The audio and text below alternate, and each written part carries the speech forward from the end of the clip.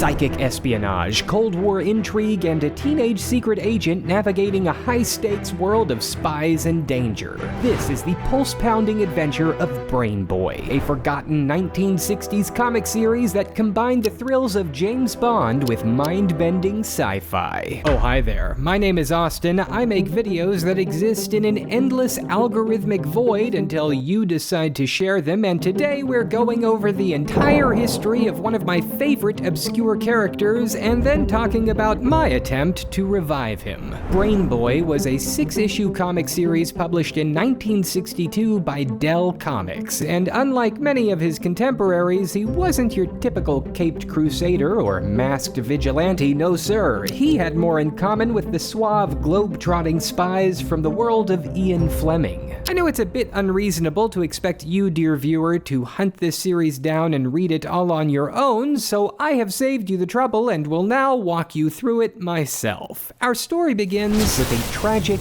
car crash. A woman named Mary Price and her husband Matt blow a tire and slam into a high-voltage electrical tower while out driving late one night. Matt is killed instantly, but his wife, expecting their first child, miraculously survives. But that surge of electricity changes the child irrevocably.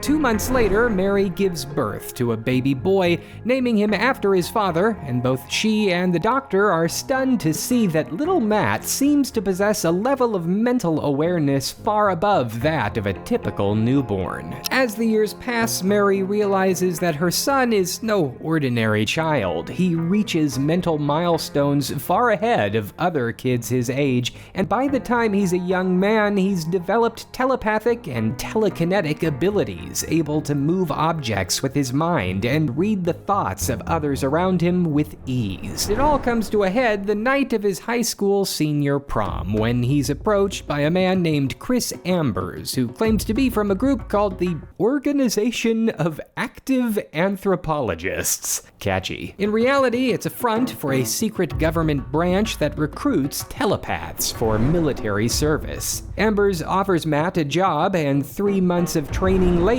he's sent out on his very first mission. He's tasked with traveling to Zaktan, an obviously fictional South American country, to attend an international conference of classical music composers. Sounds like the most boring gig in the world to our boy, but the spy agency has a tip that some kind of anti-American demonstration will happen during the event, and they're keen to stop it. Ambers warns him that several agents have already been killed in the country under mysterious circumstances, with all signs pointing to the Zaktan People's Party, the ruling communist dictatorship. Matt will have only 2 weeks to ensure that the conference goes off without a hitch, or die trying.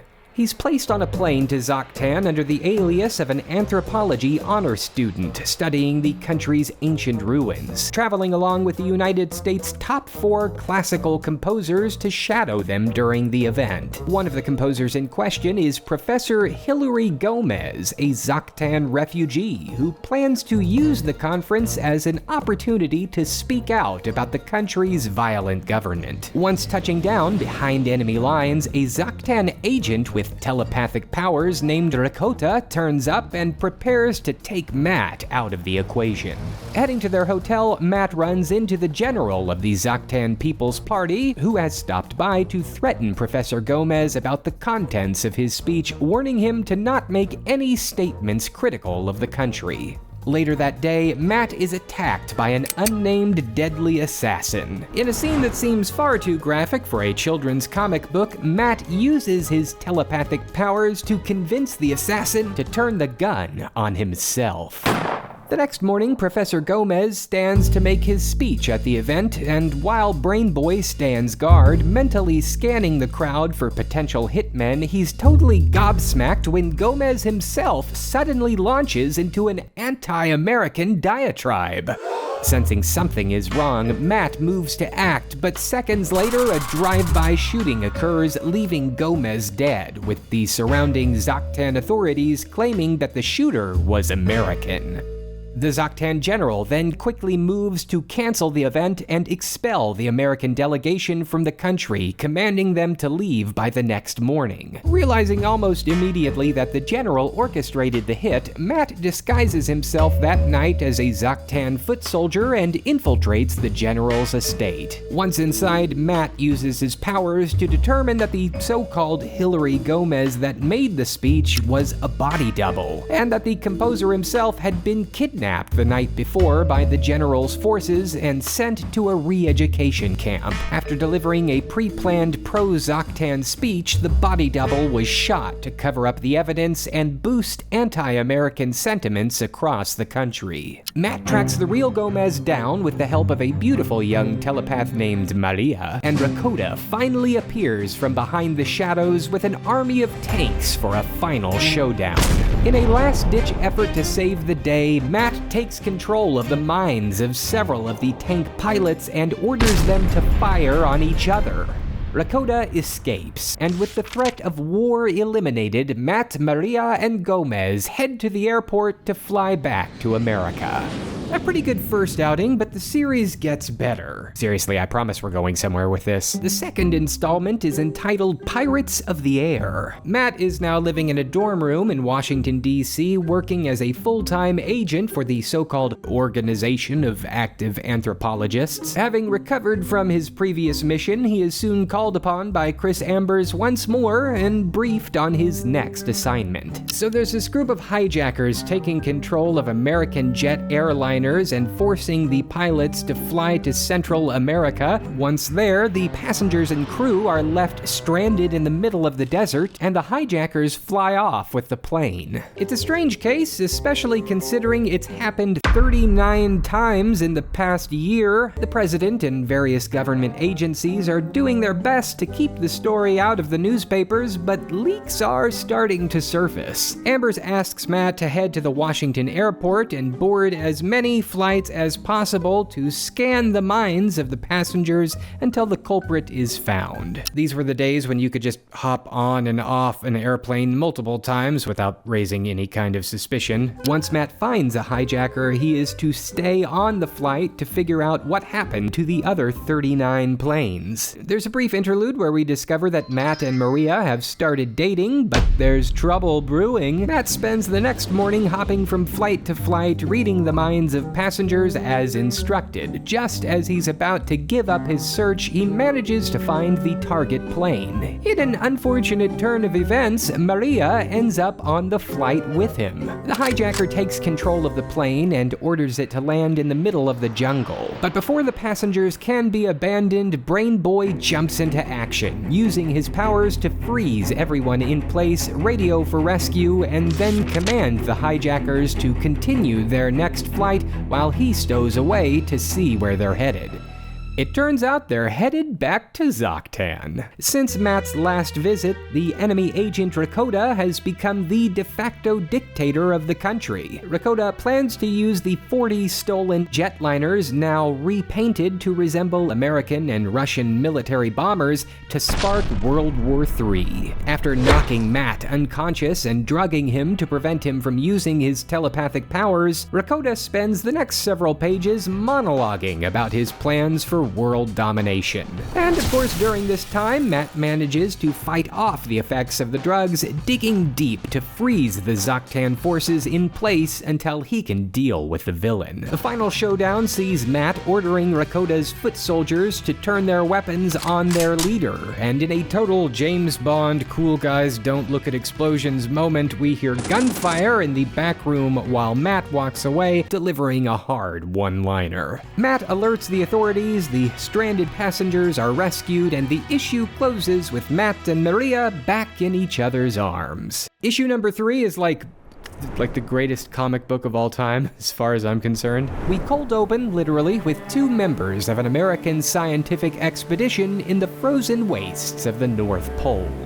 They're stuck in a storm and desperately searching for 8 of their scientific companions who have all wandered off without explanation. After hearing strange voices in the wind, they finally find the party, all of whom appear to be in an unexplainable trance. In moments, all 10 American scientists disappear into the wasteland. Back in Washington, Matt Price nonchalantly strolls along, keeping up appearances as a student of anthropology before quickly slipping into the organization's secret hideout. Floating his way upstairs, he meets Chris Ambers to receive his next briefing. News of the missing American scientists has just come in, and Matt is tasked with tracking them down. 18 hours later, he lands in a small town near the North Pole and begins his investigation. He quickly learns that 2 Bosnian agents are also tracking the explorers, and that the town has experienced many disappearances over the past few months. Fathers from most of the local families have often fallen into trances and wandered into the wilderness without warning. Despite his reservations, Matt reluctantly teams up with the 2 Bosnians and a local guide, and they set out to search for the American scientists' camp. After finding it abandoned, the party decides to take a rest. However, Matt is awakened in the middle of the night to find his companions now under the trance themselves. Our hero feigns being in the same stupor and follows the men as they march out into the frozen wastes and into a huge ice cave. This is where the story takes a rather wild turn. Inside the cave, Matt locates the missing villagers, the 10 scientists, and in addition to that, a gigantic Tyrannosaurus Rex, somehow having survived extinction by being encased in ice for millions of years. As Matt ventures deeper into the ice cave, he finds other dinosaurs, which the men are working to free from the ice. He investigates further, trying to figure out who the mastermind behind this bizarre plot is. Some dino-obsessed scientist trying to create a Jurassic Park? Maybe Rakota and the Zaktan army is back at work training an army of dinosaurs to start a world war? No, it's the T-Rex.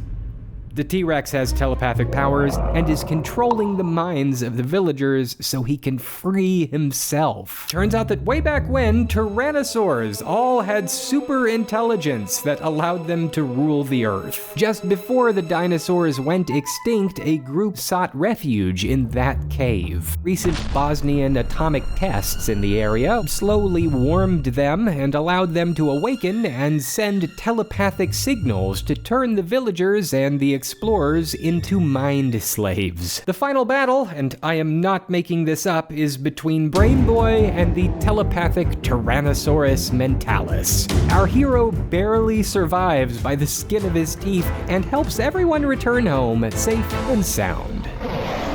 If you thought that story was a little out there, hold on to your butts. We open on a tiny island off the coast of Bermuda, beautiful and peaceful, until the sound of snarling and barking dogs fills the air. An unnamed reporter is being chased by 2 men and their hounds. Despite his best efforts, the dogs catch up and maul him to death. Back in DC, Matt Price receives his next mission. A man named Ellis Bly, who was a penniless lab assistant to the famous Professor Krischer just 1 year ago, has come into an unexplained financial windfall to the tune of $500 million. After Professor Krischer's death by poisoning, Bly disappeared from America and purchased his own private Bermuda island. Since then, he has grown richer and richer every day, but with no real explanation as to how. A news reporter had recently traveled to Bly's island to find some answers, but has since gone missing. The US government has gotten involved too, sending 4 federal agents to the island, none of whom have returned. And most mysterious of all, at the time of his death, Professor Krischer had been working on the practical application of time travel. Yeah, we're going there. Intrigued, Matt travels to Bermuda the next afternoon, rents a small skiff, and sets out for Bly's Island. Almost immediately, he's attacked by cannon fire and a speedboat carrying armed guards. Escaping that assault and washing up on shore, Matt is then attacked by guard dogs, which he quickly subdues using his mental powers. Allowing himself to be captured, Brain Boy sneaks behind enemy lines and discovers a large bank vault hidden within Bly's compound. Opening the vault, Matt finds, yes, a time machine. By God. Damn, I gotta stop drinking that rotten whiskey. This is the second time today someone popped right before my eyes.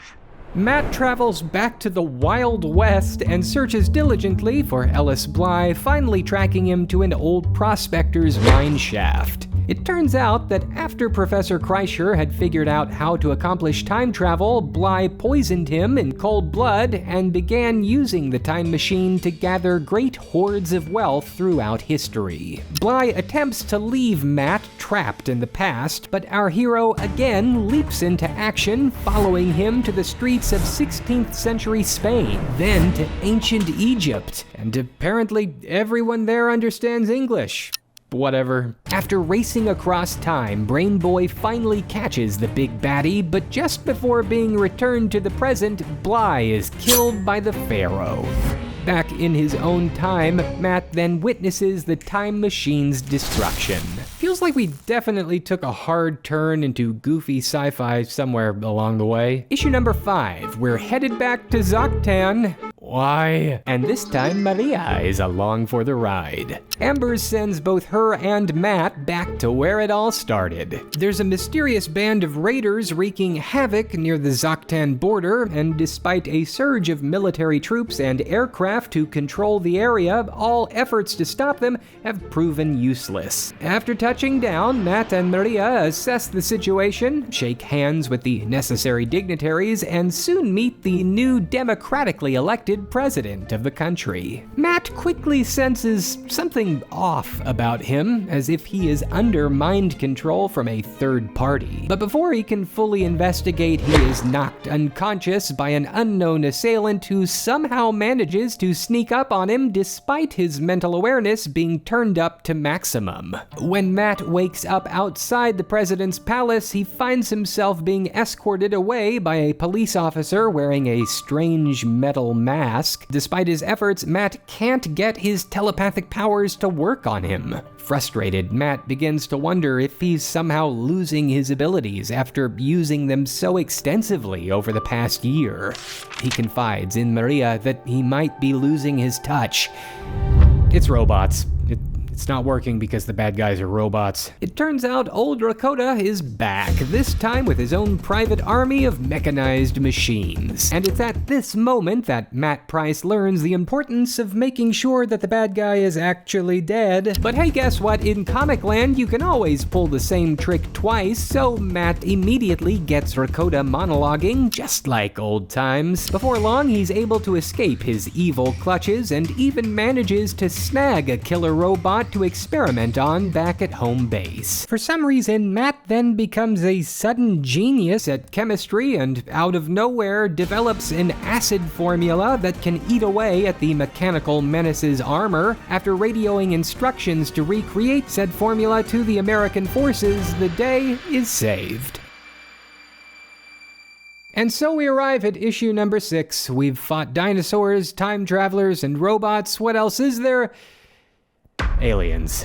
Having now been on the job for 2 years, Matt gets his very first organization-mandated vacation, despite his protests about taking time off while the world is in danger. I always love this part, it's really weird. You always said that we were the last line to counterintelligence and that I was your ace in the hole, so what happened? He heads to the Canadian backwoods. Once arriving in town, he heads toward Blue Lake Lodge, a popular vacation spot, but his spidey senses begin tingling after several strange encounters with locals urging him to go swimming in the lake as soon as possible. Like every single local in town tells him this in an almost creepy way. Also, the lake is green, which is weird. Once at the lodge, Matt meets a guy named Carl, who, despite being a total sleaze, is the only person not acting weird. Later that day, both men head out to the lake, Matt to fish in a boat, and Carl to swim. The second Carl touches the water, he goes rabid, and soon the entire town seemingly emerges from beneath the lake to grab our hero, which turns out to be completely unnecessary because despite all evidence pointing to this being some kind of weird A24 horror story waiting to happen, Matt willingly dips his toes into the lake himself.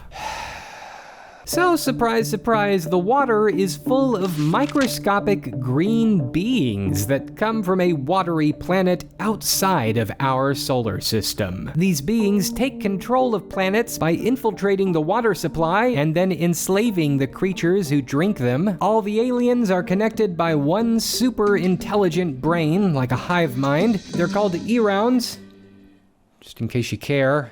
The E-rounds landed on Earth and took refuge in the Canadian backwoods, where they have slowly been gaining control of the local town near Blue Lake Lodge. They plan to continue their spread until the entire planet is conquered. Little do they know, they've encountered a telepath who knows how to fight back. Returning to his lodge room, Matt gathers a variety of poisons and sprays, planning his counterattack. Despite his best efforts, nothing seems to work until he realizes the missing ingredient: electricity. Splicing together every electrical cord he can find, Matt heads out to the lake and drops his radio into the water. In less than a second, the aliens are dead, and the planet itself is saved.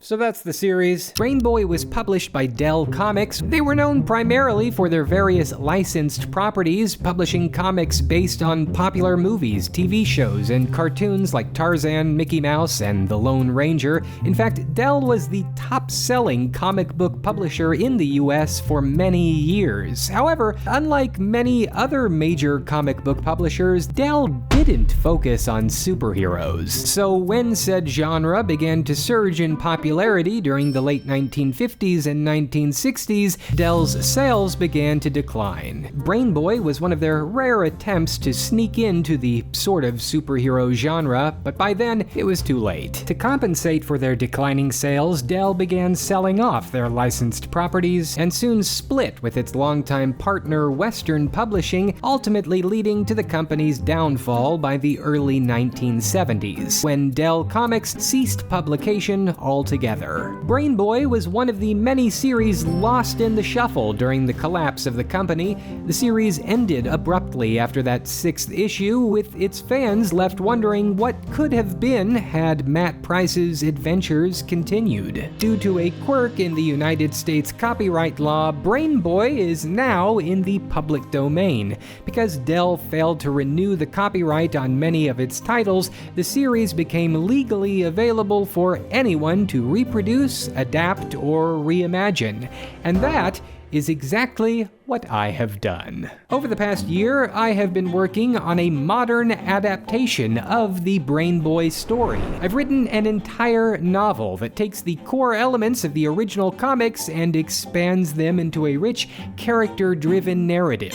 In my story, Matt's origins are reimagined, with his first mission centering around infiltrating an international chess tournament in a war-torn country to outsmart a deadly arms dealer, fueling both sides of the conflict. With the clock ticking, Matt must master his powers, keep his cover, and figure out who he can trust, all while trying not to lose his head. The stakes couldn't be higher, and one wrong move could mean game over. Not just for Matt, but the world. The novel is available now, and you can purchase it by following the links in this video's description or checking out the pinned comment below. As of this posting, I have made sure that it is available in paperback, hardback, and ebook. Longtime viewers of this channel will know that this story is the latest installment in my Super Zeros universe, where we take abandoned heroes of old and put a new spin on things. It's been a labor of love, and I wrote it just for you.